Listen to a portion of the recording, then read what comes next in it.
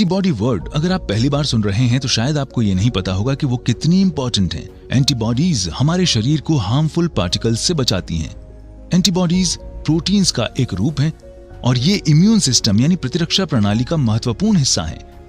हमारे शरीर में अगर एंटीबॉडीज का प्रोडक्शन नहीं होता है या एंटीबॉडीज का प्रोडक्शन जरूरत से ज्यादा होता है तो हम बहुत बीमार पड़ जाते हैं। तो क्या आप बता सकते हैं कि एंटीबॉडीज आती कहां से हैं?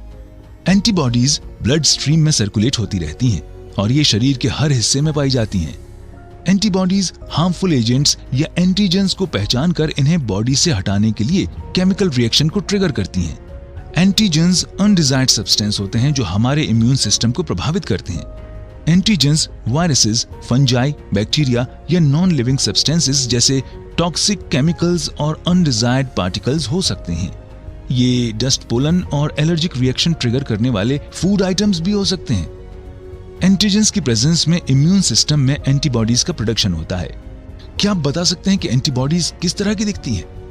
एंटीबॉडीज को इम्यूनोग्लोबिन भी कहते हैं।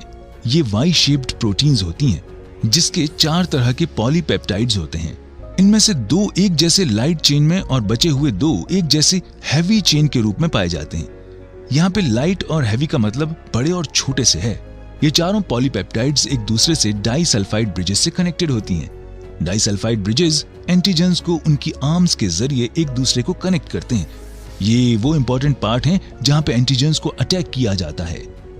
एंजाइम्स के अंदर होने वाली लॉक एंड की मैकेनिज्म की तरह एंटीजेंस बाइंडिंग साइट यानी एंटीजेंस की आर्म्स इंपॉर्टेंट होती हैं।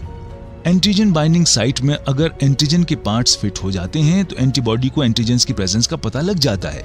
एंटीबॉडीज एंटीजन बॉडी साइट में एंटीजेंस को रोक के आगे होने वाले डैमेज को रोकती हैं। एक जैसी 2 बाइंडिंग साइट का मतलब है कि कोई भी एंटीबॉडी 2 एक जैसी एंटीजेंस को एक साथ बाइंड यानी बांध सकती हैं। अलग अलग एंटीजेंस को बाइंड करने के लिए करोड़ों अलग अलग टिप स्ट्रक्चर वाली एंटीबॉडीज एग्जिस्ट करती हैं।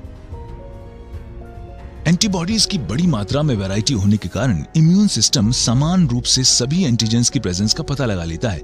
ये एंटीजेंस को बाइंड करके सेल को डैमेज करने से रोकता है। इस प्रोसेस को न्यूट्रलाइजिंग कहते हैं।